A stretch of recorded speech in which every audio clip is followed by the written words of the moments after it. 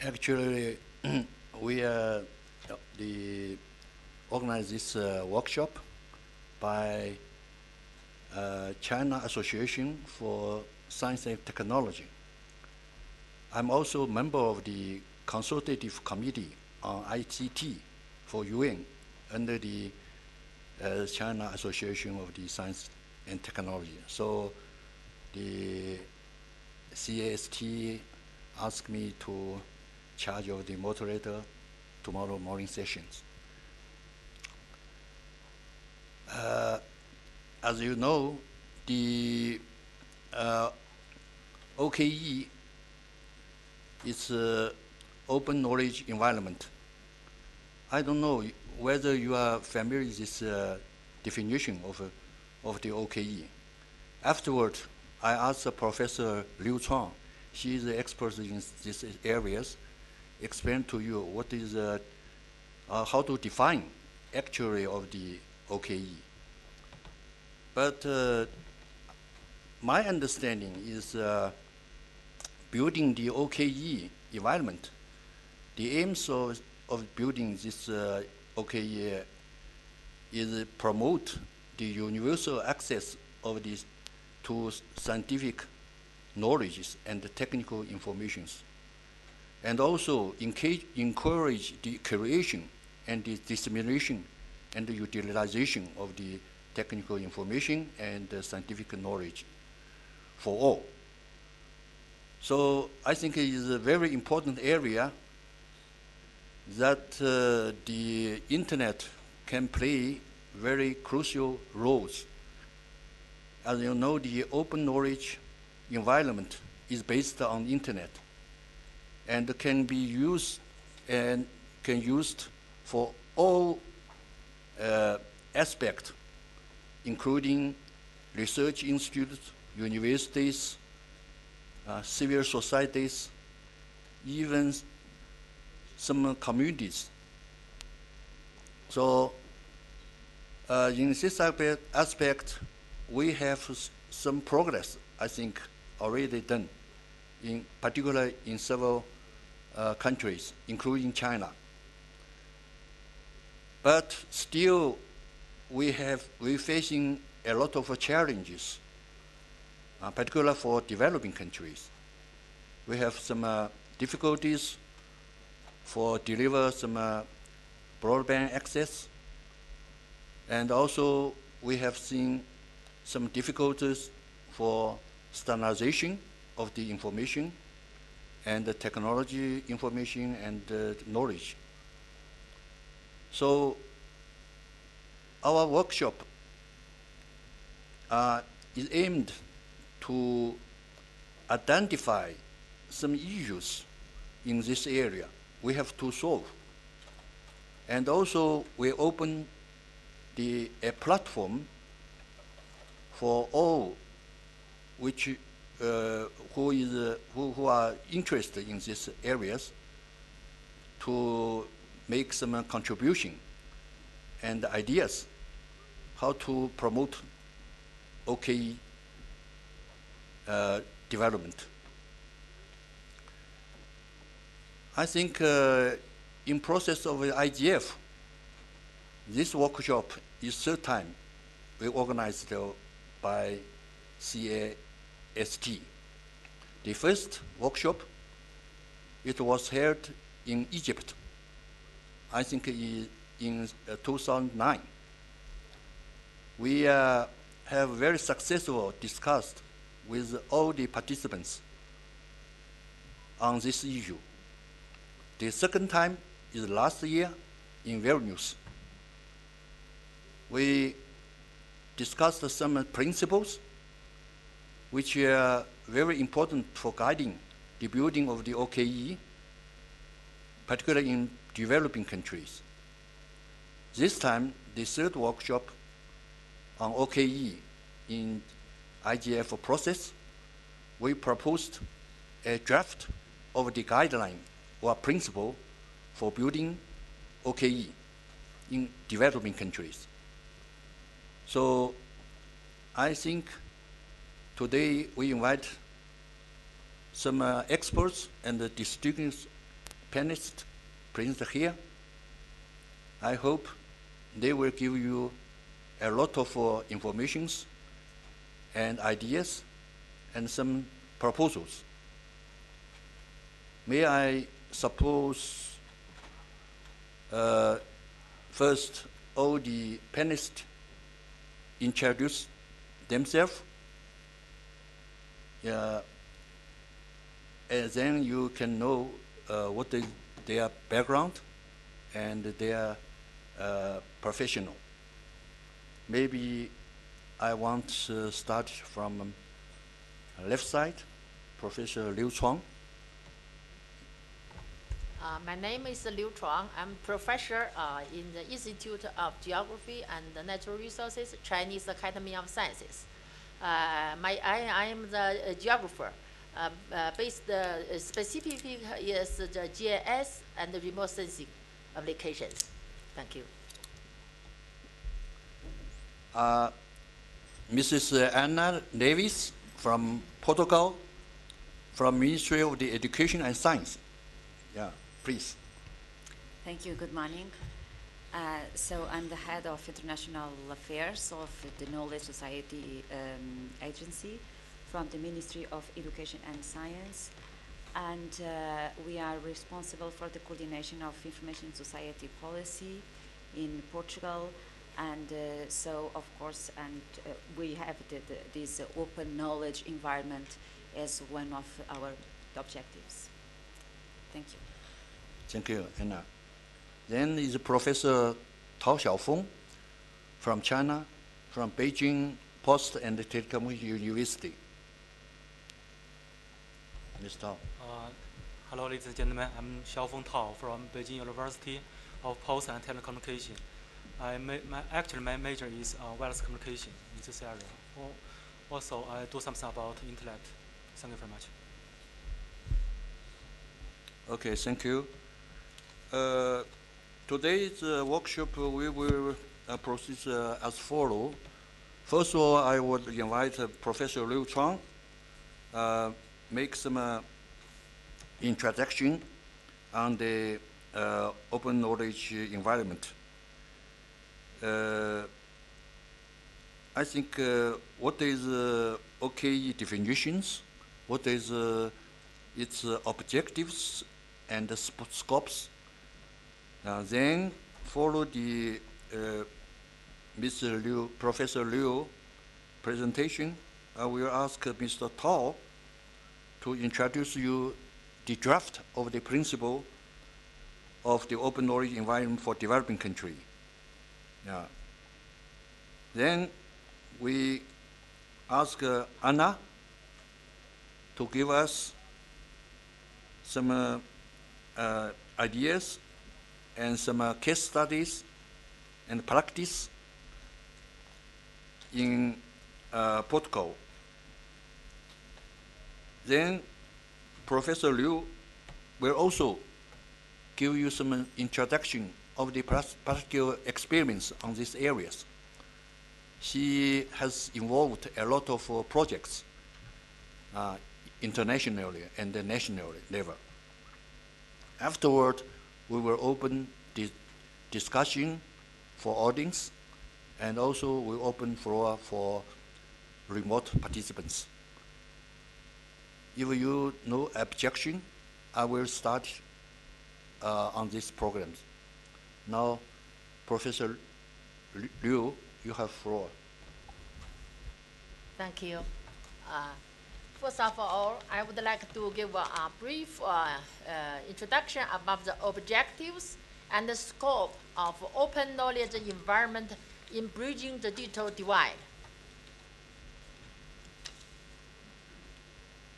So objectives, why we propose this idea or this proposal is first of all, we would like to call worldwide awareness for establishing an open knowledge environment in bridging the digital divide for innovative research, for education, and for society. That's like Professor Gao said, is the open knowledge environment for all.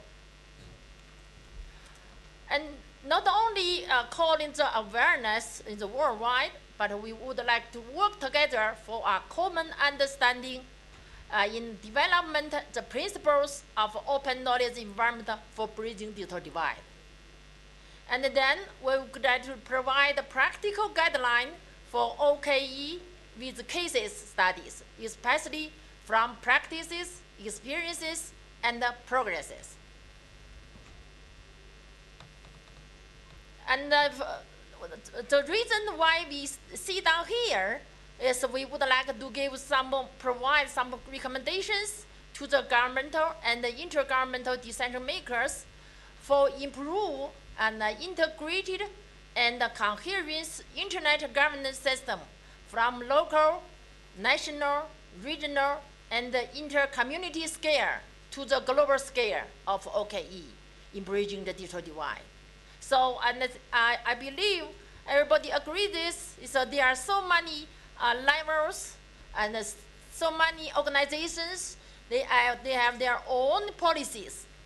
How make these policies to integrate together and to get to common goals? So this is the challenging for all of us. So we would like to provide some recommendations. So this is one of objectives. The scope. So we are not all, of course, nobody can do everything, but OKE, we would like to limit it, but not very limited on this, but definitely we have a scope. The scope is integrating openly available digital knowledge, data, and information resources with collaborative tools online for the creation of new knowledge in innovative research, education, and development. So from this scope, we definitely understand that we need to integrate openly available. That is definitely, this is the first word, open. And mostly we focus on the digital resources. The resources is not like a general natural resources, but it is knowledge, digital data, and digital information. And not only this, but also together with the collaborative, communicatable tools online. So all this integrated together, so it's available to a new knowledge creation. So this is the scope. So I think there are last two workshops, last year and the year before last year, we have the common understanding about this. Okay. Thank you. Thank you, Professor Liu. A very clear explain what is the objectives and the scopes. I think I want to invite Professor Tao to give us some presentation on the draft of the principle of the OKE for developing countries.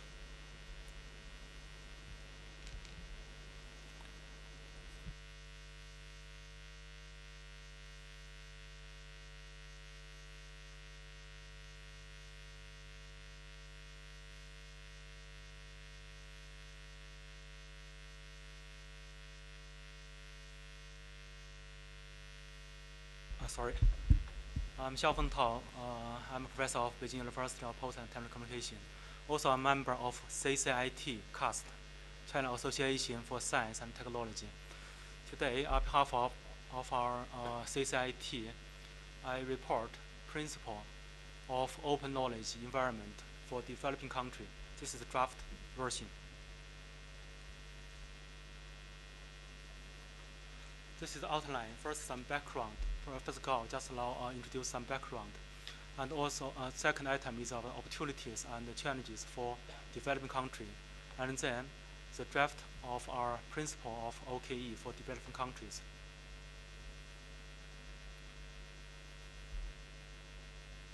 As stated in Geneva Declaration of Principles, we recognize that education, knowledge, information, and communication are the core of human progress, endeavor, and well-being. Information and communication technology, ICTs, have an immense impact on virtually all aspects of our lives. But the benefits of information technology revolution are today unequally distributed between the developed and developing countries and within societies. So we are fully committed to turning this digital divide into a digital opportunity for all, particularly for those who risk being left behind and being further marginalized. The conception of establishing an open knowledge environment, OKE, with the advanced ICT is inherited from these principles.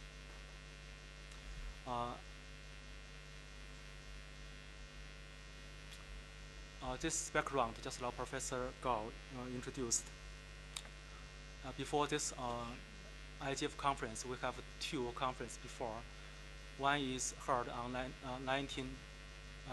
2009, and second held on 2010.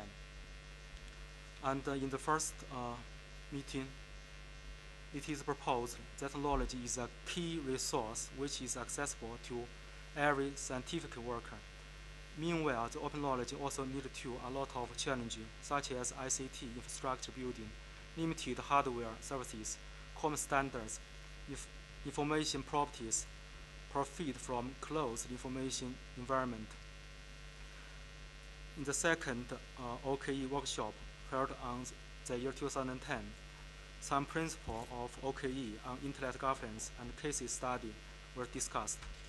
The workshop received some positive response, and the participants are highly interested in several practical OKE cases, such as sharing the Earth observation data, the public digital libraries, the international cooperation, and sharing on mobile communication.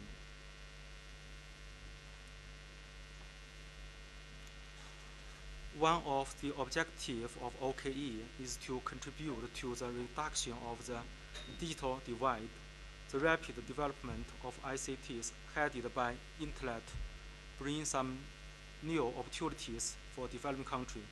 The Internet brought the possibility of making new forms of worldwide knowledge expand by breaking barriers of space and time. Driving by this technology, the control of knowledge and information can greatly promote the economic and social development. However, there is still an imbalance of the benefits brought by ICT, and the developing countries are still facing the digital divide.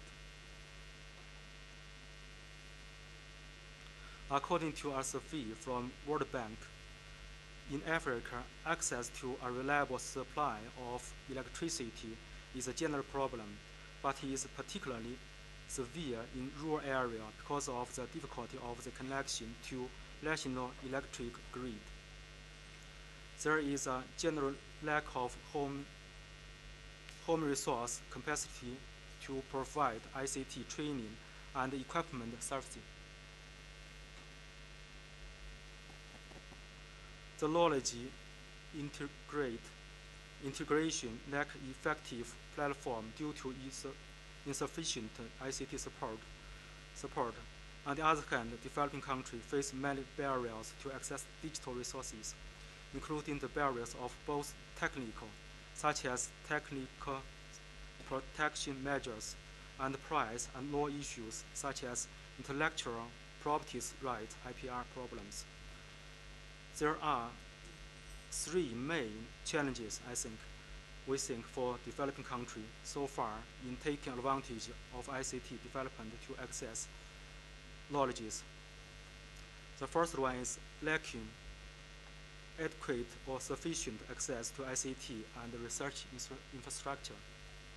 Second, lacking the mechanism of knowledge integration as a platform. The third is confronting significant barriers to access digital resource. In order to help developing countries to meet the above challenge better, CAST, China Association for Science and Technology, CAST, propose following principles: building infrastructure with help from government, integration platform by applying new ICTs, improving the source access to knowledge by capacity building.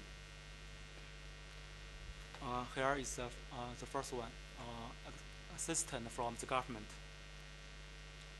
Encouraging the developing country, developed country give more technical and financial support to developing country on ICT infrastructure building, along with more support on digital knowledge sharing for innovative research, education, and society.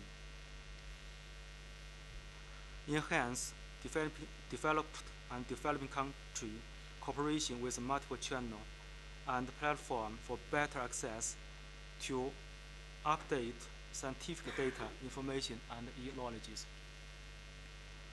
Support the creation and development of the digital public library and achieve services, including developing a global understanding of the need of hybrid libraries by checking the strategies and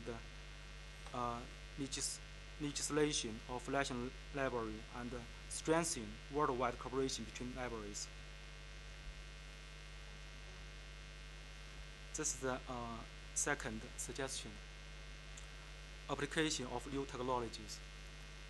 The new ICT technology are applied in each corner of our life, including energy, transportation, traffic, health care, financial industry, next generation wireless network, heterogeneous access technology, ad hoc and sensor network, and new internet technologies such as Internet of Things, M2M, cloud computing, network convergence will play a key role in future ICT. Actually, this is my research area. With this new technology, the world is becoming more connected, while the distance shrink and virtualization is everywhere.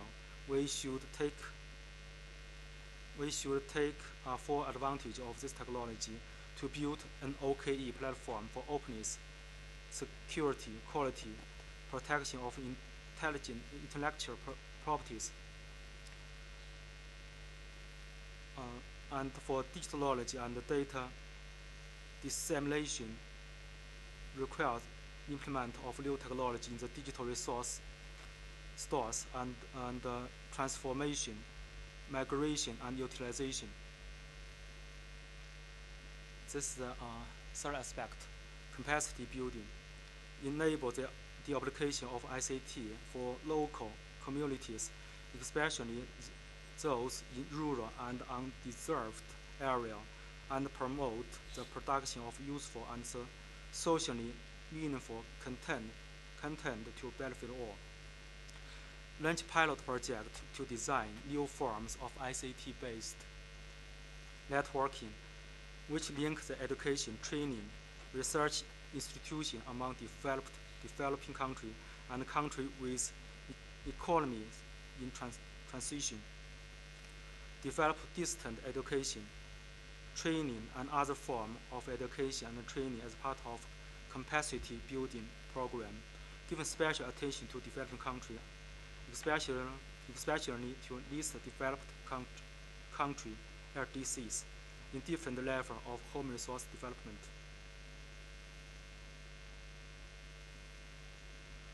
The above principles have been implemented in several practical cases so far. The principles aim at improving the dissemination of an open knowledge to help developing countries to eliminate the digital divide and to make sure all human beings have the free right to get knowledge. Thank you very much. Thank you, Professor Tao. I think the draft just Professor Tao present he tried to summarize all the major challenges and also the main proposals for government and for civil societies, for private sectors, what they can to do for these areas. So actually Professor Tao, he is a professor and an expert, very famous, well-known expert in China on the new generation wireless network, 4G, 4G and beyond 4G. He wrote a book. If you're interested, you can ask him to give you some copy. Thank you. Yeah, I think it is a very important technology. So I think we can, afterward, we can discuss about these principles, draft of the principles. Yeah. Professor Tao summarized the major challenge is 3. Difficulties for access into the infrastructure. Second one, lack of the development of the platform as integrator of the knowledge and the information. Third one is barrier to existing, a lot of barrier to access digital contents, such like some standardizations, intellectual property, prices, and so on. Yeah. So we can discuss those issues, whether is major issues. We have to think in how to solve, how to seek some way to solve these problems. Now I think very pleased to invite Ms. Anna Nevis make a presentation. I think I remember last year in Vilnius, Anna gave us a very impressive presentation. She told us what had happened in Portugal in these areas. Very impressive. So I think maybe Anna will give some new development in these areas. Anna, you have the floor. Thank you so much. Well, in fact, it is a pleasure to be here, even if it is interesting that we didn't attract so many people, because in fact this is a very, very important theme that it should be of the interest of other stakeholders, but I think that we have other very important workshops, so it is a pity. Because what Professor Liu and Professor Tao said, it's really important, and I will try to continue this line of presentation. So they said that the creation of new knowledge and to make it available openly through collaborative tools online is a goal, is exactly our policy. And what I will try to present to you is exactly under this page. Then there was this idea, the lack of the mechanism of knowledge integration as a platform, the confronting barriers to access digital resource. Again, I found this very, very important, as again, it is one of our goals. And to enhance cooperation between developed and developing countries through different digital platforms is exactly what this kind of Internet Governance Forum can offer us, because we can exchange some best practices. And finally, I found very interesting this sentence, the production of useful and socially meaningful content to the benefit of all. So I will start my presentation. So my presentation will be, of course, on open knowledge environment, the creation of this open knowledge environment, and what we are trying to do with the Portuguese-speaking countries. It is not only with African-speaking countries, it includes Brazil already as well, and so we are trying to build up, to set up these kind of tools through ICT and so tools online. So we have these four main titles: the capacity building of technicians to support infrastructure and services.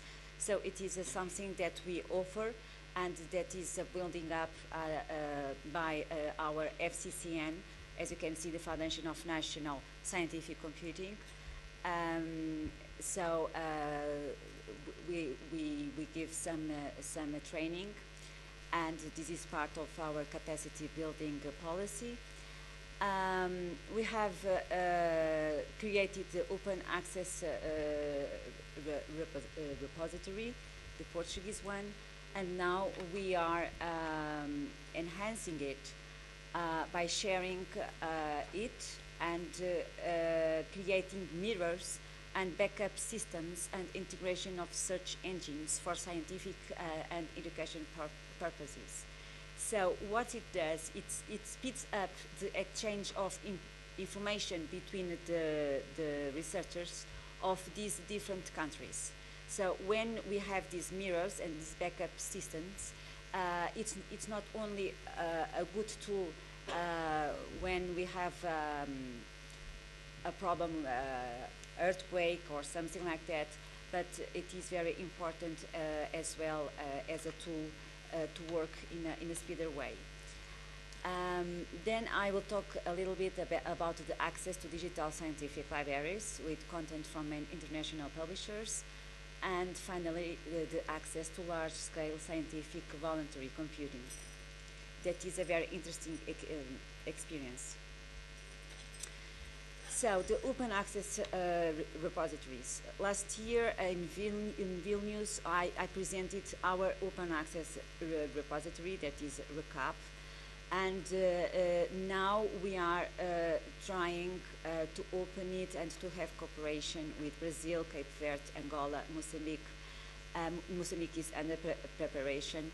And our main aim for the time being is to invest in the Portuguese language and to invest in research papers in Portuguese in the internet. So this cooperation, it includes the creation and management of national open access repositories of scientific and educational content, including the adoption of content preservation protocols for disaster recovery, or compatibility with technological evolution. Portugal has a national open access repository involving all public universities and several other scientific and higher education institutions. And then there is this sharing of mirrors, backup systems for disaster recovery and better access dissemination in the different countries, continents, because it also includes the speeding up of the information. Finally, under this chapter, I would like to call your attention for the integrated search engines for all the countries, and it is already available between the Portuguese repository and the Brazilian repository, oasis.br. So when we enter in these repositories, it is possible to accede to all research papers, proceedings, articles that were deposited there. We have another possibility, that is the access to subscribe the digital scientific library, and this includes the cooperation with Cape Verde, and we are under negotiations with Angola. So this is the access to digital scientific library with content from main international publishers. So Portugal subscribes at national scale what we call the big deals, more than 17,000 international scientific journals, 18,000 e-books, 12,000 proceedings, transactions, titles to 16 international editors. What we do, we facilitate these deals to these countries that can benefit from the Portuguese big deals and from the technological platform, Because it's possible for them to accede or partially accede to this scientific library, and this is already provided to the Cape Verde University since 2009, and it's really a success. The access to large-scale voluntary,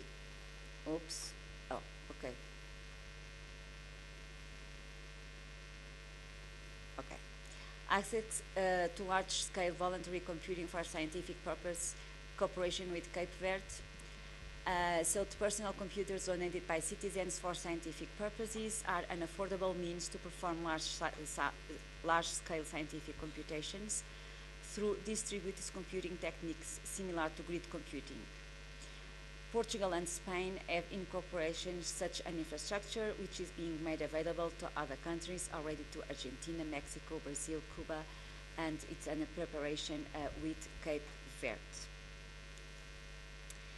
So before that, let me just to elaborate a little more on what I'm saying about this. I don't know if you understood the concept. So any user, any citizen that has a personal computer in any part of the world can donate time of his computer when he is not using it. So if you want to be part of it, you just have to go to the portal that is ibercivis.pt or ibercivis.es, and you are part of this program. And when you are not using your PC is being used for research. Recently, a very good example that I would like to raise here is that for Alzheimer-related diseases, it was possible to test the potentialities of certain molecules for pharmacs medicine. So 7 million trials were made through this system, so using all these computers, to screen the molecules that are available to use towards new pharmacs. So through this exercise, it was possible to better understand which molecules we should use to make some medicine to some Alzheimer-related diseases. And so now we have the map. What you see is you have Portugal and you have Spain, and you have the platforms in Portugal and you have the platform in Spain. And then you have some bullets. There are certain bullets that are not there. It means that are citizens that they gave their time, but the time is not at a certain level, so we didn't include them. Then we have the blue ones that offer a very appropriate and good time to this exercise, and we know exactly where they are, so we know their geoposition. And then we have the yellow ones that can be in any part of the world, but they didn't say where they are, and but still they are part of this experiment. So as I said, there is the link, ibercivis.pt, ibercivis.es, where any citizen can register and be part of this exercise. And what you see, like a smoke, it's the flow of information that is coming from a PC, from a personal computer of a citizen.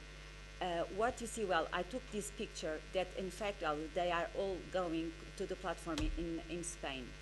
But this is 24 hours a day. So you have all this flow of information coming from all these PC, all these personal computers, and from all any part of the world.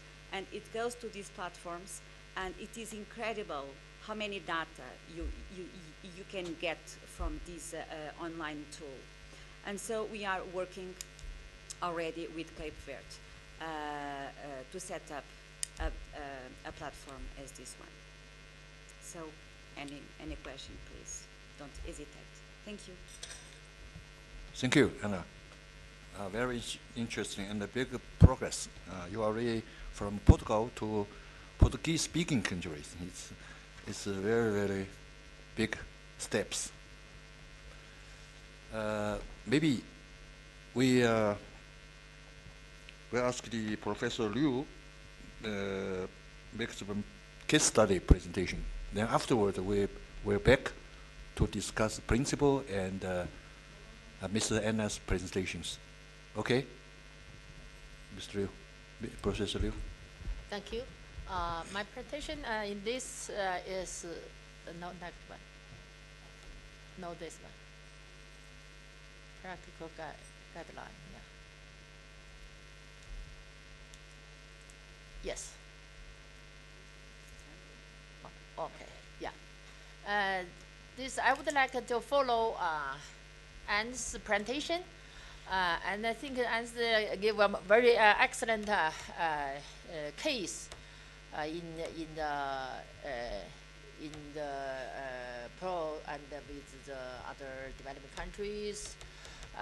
My practice is Asia, so I would like to provide this experience as a practical guideline of open knowledge environment in developing countries. Take Asia case as an example. I would like to show for the total seven steps. This is actually we got experience, some from successful experience, some from failure.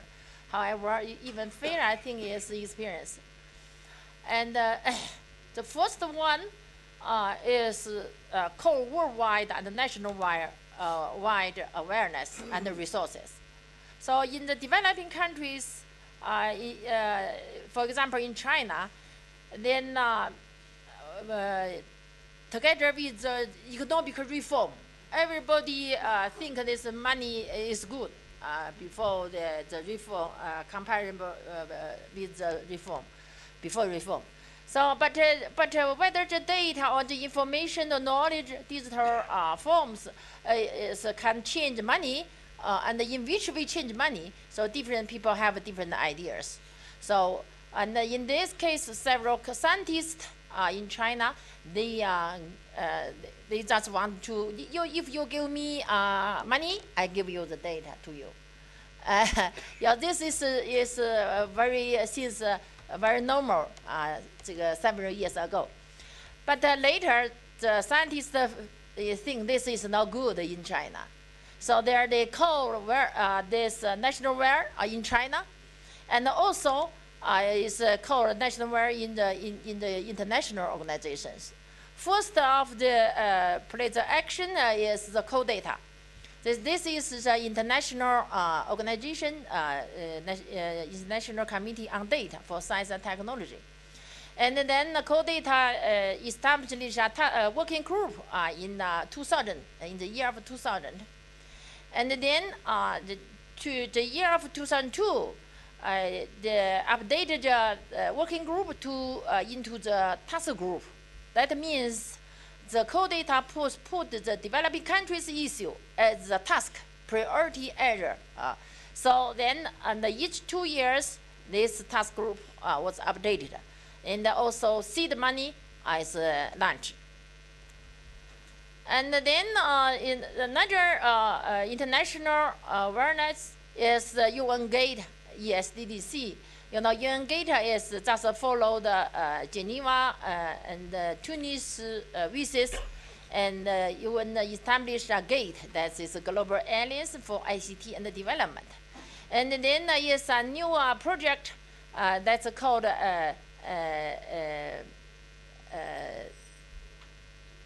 expertise. It takes the developing country as a very important issue. So called this project as the ESDDC. So this project was launched in 2007. And this also got support from Chinese Academy of Sciences. And then also Science Council of Asia was launched in the Open Knowledge and Data Environment project as a joint project in 2008. So and also International Academy of Panel established the OKE project in 2009. So all these international organizations, they pay more and more attention to the developing countries. So this is good. So I think if developing countries people want to get support, want to get good pay attention, you definitely need to call worldwide attention. So this is the first step. And not only worldwide, but national-wide also is very important. China, and as I said, and China established the National Scientific Data Sharing Program in 2003. A big funding is launched. So then continually support this. Not only in China, South Africa, also established the National Scientific Knowledge and the Data Sharing Program in 2005. And also Thailand, Brazil, and other countries too. So this, since the recess, and we call worldwide national awareness, so, and I think resources and more to be launched. And the second step is how we can work together, how to work on this with the support. Another is the strategy. We established a win-win strategy. So we have the 4 sentences. One is networking, build a decentralized network of networks. Why we call the decentralized? You know, in China, we have people very like the center. For example, World Data Center, some study center. This center is very, people very favor. However, then more people are not in the center. So we said we definitely need to call all people, not only a group. So that we call that is build a decentralized network of networks in the developing countries, and keep the enhancing open and access data policy. Not only is open the information, open the data, and open knowledge, but we encourage innovative use data and the data mining with creative knowledge. So it means that we are not only use, but we use this with the knowledge, with the input, knowledge input. So this new knowledge created. This is very important in developing countries. So and the development oriented. So we not only the development oriented, but development is a win-win together. So in this way, this is the strategy for our cooperation. And then there are so many things we need to do. So what could be put into the priority, the first, second, third. So we take the development as a priority and the application oriented in OKE. You know that we know this in sometimes. So how much money do you need? We always say never enough. So, however, we never have enough money, but we have the limited resources, but we definitely need to put something with a priority. So what could be is in developing countries, we would like to say, our experience is application-oriented and application as a priority. We take the development as a priority. There are 3 more important ones. Poverty reduction in developing country is absolutely is very important. And the second one is disaster mitigation. And third one is public health. So this is for developing countries, is a very, very urgent need. And then there are several agencies, they would like to support these activities. However, no one can finish them, can make this all job done. So with the methodology for so our experience is development of joint action and programs. So we joint programs, for example, we have a core-data task group. We have International Academy of Panel. We have UN Gate ESDDC. So we just 3 international organizations get together. So we launched this project in Brazil in 2007. And then we have a workshop, international workshop in the Shanghai, and also is the joint. We also, in the 2009, we have a training workshop in Mongolia. So then supported by the Asia Pacific Network for Global Change Studies, and also WIGAS, Working Group of Information System and Services, and so on. So this is the experience. So we definitely need joint action is more productive and more efficient. And for developing countries, we believe the training workshop and the roundtable mechanism within a certain time period is a very important step. And especially for capacity building and the new technology transformation. So we have several training workshops in Mongolia, in China, and several 12 countries, scientists from 12 countries in Africa and Asia come to China. So we developed the training program. And from the training program, we know to understand to each other more.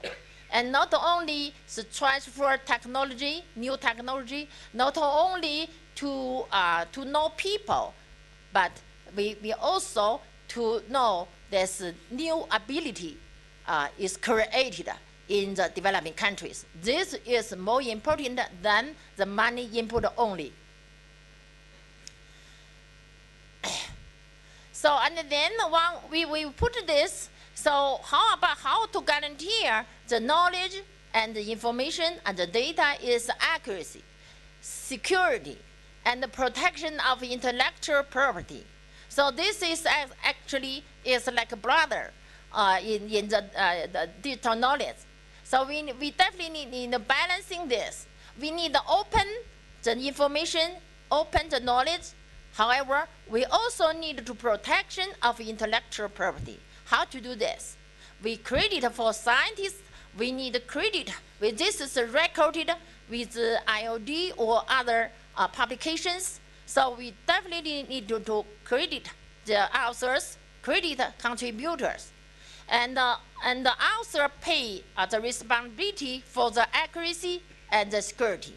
So for whether this is national security, maybe it's not public available, but the author knows.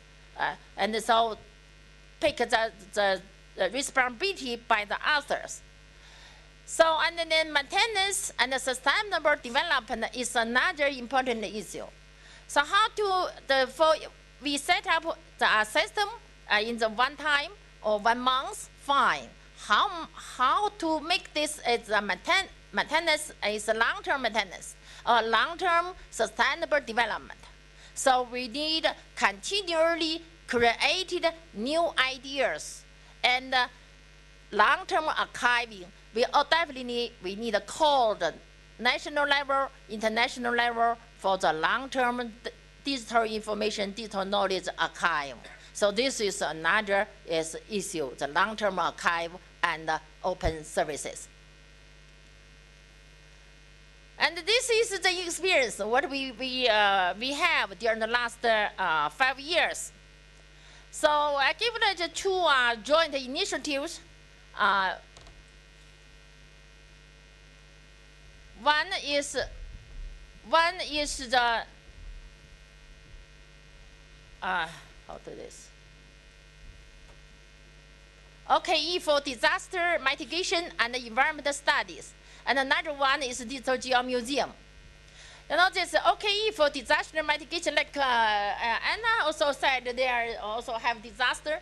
And I think disaster is the crucial issues, not only for the developing countries, but for all human. So, and I think the expert from Japan will have the workshop on the disaster. I think that is very interesting. So disaster is very, very, and we suffering from the earthquake for the Wenchuan in China. And I think several other countries, the same thing. So how we can work on this? So we jointly developed the quick response system for Indo-Asia, supported by the Science Council of Asia. So we work with scientists from China, Thailand, Japan, Mongolia, Vietnam, Malaysia, and there are another two will join us in this year. So we pay more attention to the developing country and very poor countries. So for the Haiti earthquake disaster, so we developed a very quick response and the knowledge that supported the UN spider. And this, sorry, oh my goodness, how to go back? Okay, so this is the from Chinese Academy of Sciences team to work on this. With the second day we got the images from remote sensing in the Haiti, and within 2 days we developed the several data sets in the less than 1 meter resolution. In the Haiti, for example, this road system, and this is slabs system, and this is a campus in the refugee, and also collapsed buildings. All of these are GIS in the less than in the 0.61 meter resolution. So then, very quick to report to the UN spider. This is general one week. We got a response from the head of the office of the UN spider in Bonn, and he is very, very urgent need such kind of information and give us a very quick response. And then we give them all other related GIS mapping and data sets to them to support UN spider to the rescue. And not only this, we also report to the UN DESA in the New York City. So they also very urgent need such kind of information. So this and very helpful for the Haiti rescue. And this is the experience. So we focus on the very applications, very applied. And this is another case. This is from Dr. Tomoko Doko, and he is a young scientist, and she gave this very detailed research and presentation in the Fukushima nuclear disaster. And then she very detailed data analysis. And to make the 1 kilometer by 1 kilometer grid resolution mapping, and to provide this information to everybody and analysis how this nuclear radiation affected the wildlife species. And then it's very early time to send it to the Japan government for the rescue. And also we have several others and very good experience. For example, the glacier lake flooding in the Himalaya area. This also this job was done by the lady, and her name is Chen Wenbo, also in Japan. So, and very good research, and all this is based on the open knowledge, open data environment to make this valuable research available. This is for the innovative research. We have another one, is the Digital Geomuseum. So this is the hand-by-hand program. It's actually called a partnership program between the CODATA and the IGU, International Geographical Union. So sponsored by the Geographical Society of China and co-sponsored and several the universities, the international organizations, and so on. And this digital the Geomuseum, there are several halls.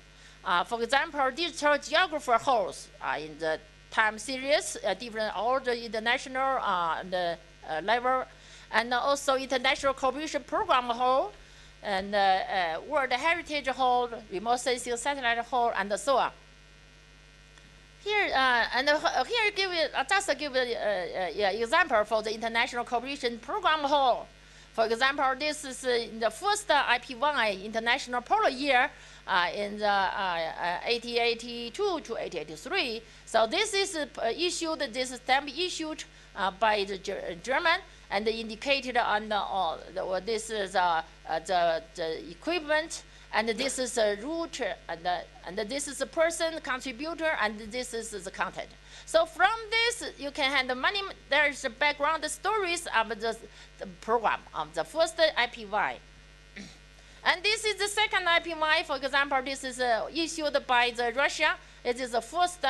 This stamps was issued by in the 1932, and in this year, and what this is a ship is those one. And this is the air photo is application in this program, and so on there. And then this is Russia program and the U.S. program. During this time, and this in the U.S. also issued stamps to recognize this very important issue in the second IPY, and so on. And this is satellites very beginning. And the first satellites in Russia, and the second is Sputnik 2, and the first satellite in Explorer 1 by US, and so on. So there are all this. So all this is very, very valuable information inside. So this could be so I said that this is full of information on historical dimension of Earth's discoveries. It is a special platform for research on Earth science history, and bridge Earth science and art with the multiple culture and valuable heritages, evidences for education. And it will bring Earth science into people's daily life, and not only for the professor, but also for young people, and also older generations. So, and I think that could be is a platform for the world data and information and knowledge for the world people. So this is for all. This is another example for the open knowledge environment. So I think that this I give the two experience is an example, and give the practical guidelines to why and how we make this success. Of course, we have some failure experiences also. There maybe there many of this. But if you're interested, we would like communicate with you, share my failure experience to you. Thank you. Thank you, Professor Liu. Gave us a very interesting and plenty of the experience, successful experience in his study. I think we have some time to open discussion on the principles, draft principles presented by Professor Tao, as well as we can discuss or ask some questions for our panelists, Anna and Liu Chuang, Professor Liu Chuang, on their practice experiments and some case studies. Now I would like to invite all the audience present here can ask any question or make some comments. Who will lead?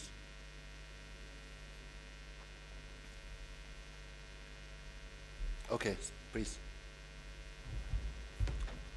Thank you very much.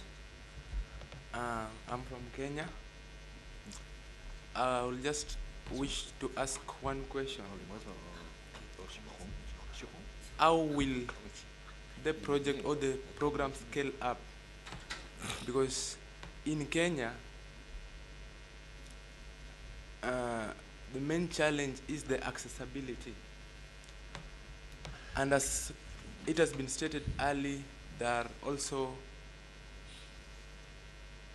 programs or projects that was requested that if maybe someone had a PC that is not using, he contribute. I also will wish to add that that's the only thing that also can help us, because if you have the information and you don't have the tools, the information will not be useful. So I'll just ask a question to the Professor Liu. How will the project scale up in some 1 or 2 years to come? Thank you. Professor Liu.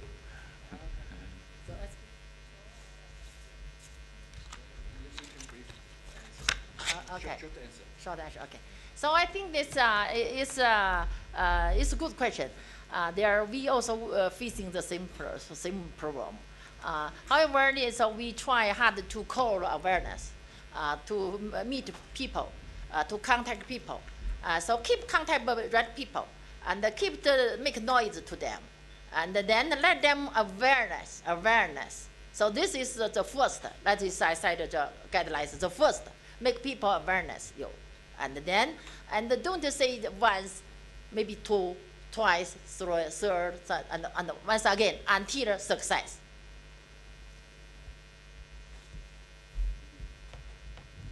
I think Mrs. Anna gave us a very good example to build some open platform.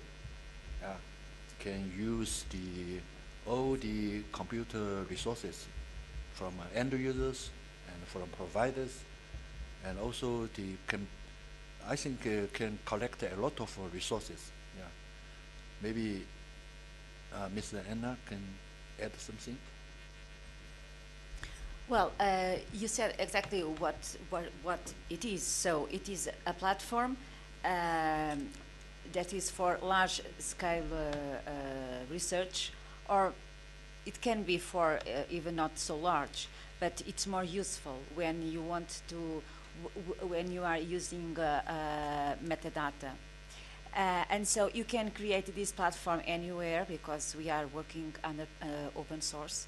And so this can be very easily replicated.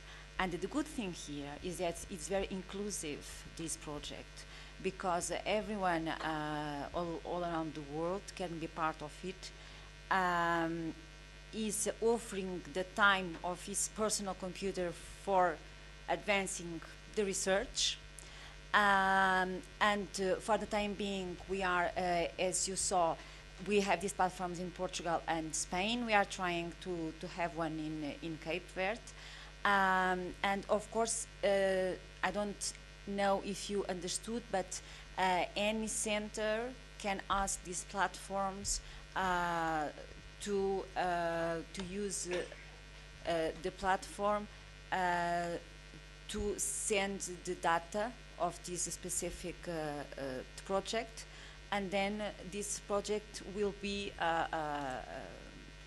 enhanced through the sending of the project to the several computers, and then the computers they start to screen the data, and then they go back to the platform, and then the research is continued, because then the researcher or the research center is now available to make better use of the data that he had previously, because now he had smaller data and more oriented data for his objective.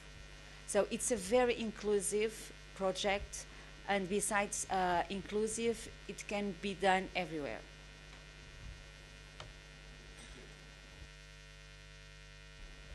Any question more? Please. Thank you very much. I'm called Edward. I'm from UN Habitat. This question I posed to Anna, basically about this idea of sharing computers. I find it very, very interesting. But I'm a bit concerned about privacy and security. What are you doing to actually protect your data from maybe from attacks from other computers? Someone may have a virus or a bug on their computer, and you're using the same computer to process your own data that you're sharing out. This may pose a great problem. What are you doing to curb that? It's a good question. So I cannot tell you exactly how the system is protected, but it is protected. So regarding the privacy of data, of course, all this data, for instance, what I said about the 7 million trials. So it was about, as far as I remember, 2.5 million molecules that were screened. So it is not such a big problem when you are screening these molecules through your personal computer, because what we are trying to do here is really to see which molecule is good to make a new medicine for the Alzheimer-related disease. But of course, there are other diseases or other projects that are more that are very sensitive. I cannot tell you exactly what the intellectual property policy is used, but we have one, and the security is one of the main thing that is ensured. If you want that I give you more information, you just give me your email, and then I will provide you with this kind of information, because I think it's a good question. And in fact, as it is more a technical thing, I can't give you the details, but I can tell you that that is something that is ensured. Yeah, I think this is a very technical problem. I think that from my understanding, there's so many solutions in this area for the security. I don't think this is a very large technical problem from the just pure technical point of view. Yes, thank you very much. Yeah, and thank you for the presentation. My name is Meoli from the Research and Education Network of Kenya. I didn't get an idea of actually how you either in China or in Portugal you are collaborating directly with the National Research and Education Networks. How does this project link up with research and education networks in China or in Portugal or in Angola, wherever you work? Maybe Anna, you have some idea? Well, as far as I understood, your question is a big challenge. As far as I understood, because we are not working together. But I think that our objective, it is working together and to make all these links, because China has all this experience with Asia, and as you saw with Brazil as well. And we have all this experience with Europe, with Africa, and with South America and North America as well. So I think that making this cooperation something real, I think that we can achieve something really at very, very good and at a very high stage, top level. But we have to work together. And the fact that I'm here in this workshop is something very interesting, and I think it's promising. And I'm very glad because I was invited to be here, and so it is a signal that something can be done. But for the time being, it's still a challenge. Yeah. Yeah, I agree with Anna. I think this is an opportunity. This is a milestone, new milestone for us. So for the, we know to each other to communicate, we have background already. So we need a forward for next step, what we want to do. So also, of course, we would like, willing to work together, to coordinate it, to cooperate it, to looking for a new opportunity, and maybe new project, yeah, someday. So definitely you are welcome to join us because you already joined us. Yeah. Exactly. So definitely. So you are part of us.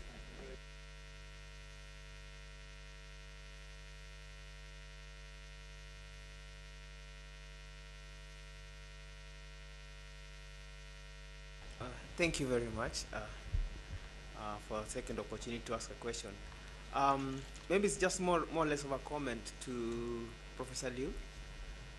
We have I worked on a similar initiative of sharing GIS data for African countries by an organization called the Regional Center for Mapping of Africa, of Resources in Africa.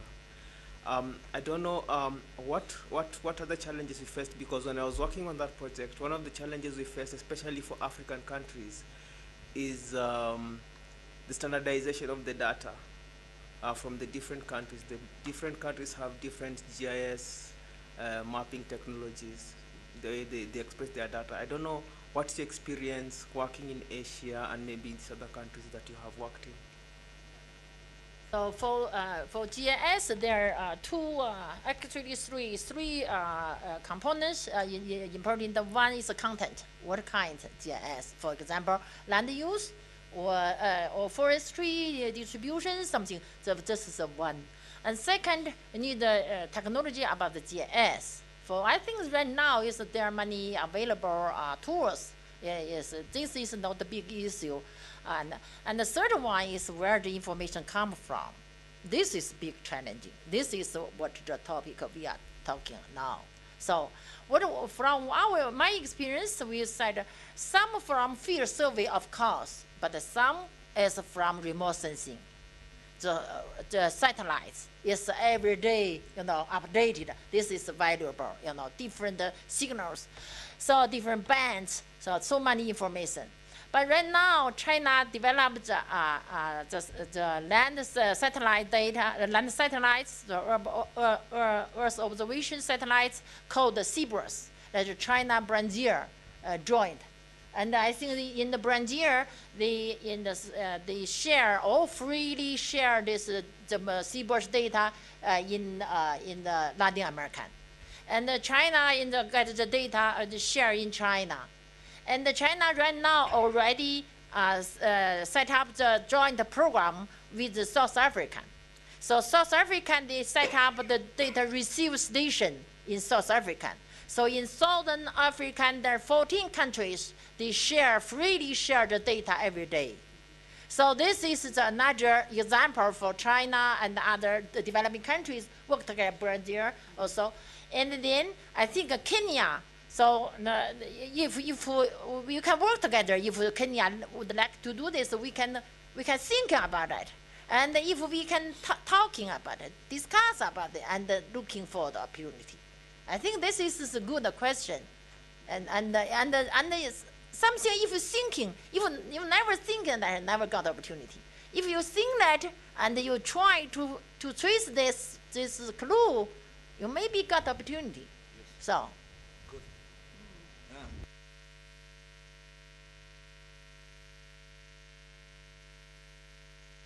We have some questions, well, one questions from remote participants. Maybe I ask Professor Liu to. Yeah. Okay, there is a remote panel and participant. Her name is Xu Hong, professor from Beijing Normal University. She said the OKE principles are fully consistent with the global open access to knowledge movement. Give that is a very initiative and is benefit for the civil society and of the biggest developing country in China. And the significant it cannot be overstated with fully support from all other countries. So, and she would like to have to listen to other comments. Definitely, this is good in China. And if other countries would like to agree this, we can work together for further discussions. This is comments from China professor. Thank you. Any more comments? None. So I think Japan. Japan. yeah, you have it. Well, I would say that I'm very much impressed by all the effort and the initiative you folks are taking with regard to this creating open knowledge platform.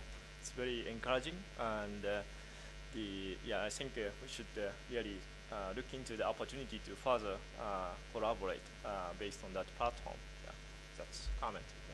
Yeah. Thank you. Now I think we have to end this workshop. I think the workshop is very successful, as you learn a lot from our panelists. Mr. Tao give us some draft of the principle, identify some issues have to solve, and Mrs. Anna and Professor Liu give us a very practice experience and case study. We are very interesting for all the participants, I think. I think we already agree the OKE is a very important issue in the internet application field, and also is ICT for development, most important issues. We have to cooperate with manner to promote such environment to be realist. So. And also some audience already raised some questions or proposals to further promote some cooperation between countries at the international levels. I think it also opens a lot of opportunities to discuss further. So today's workshop already, I think, show us the value of such as workshop in IGF. I think the value can summarize two aspects. The first one is a platform for exchange opinions and knowledge in this field. The secondly, I think set up some network, a community in this work. We can have some common senses, common goals to promote these areas. So it's valuable for our workshop. I do hope we continue this workshop in next IGF process. We also very sincerely welcome you to still pay attention and participate. Thank you again.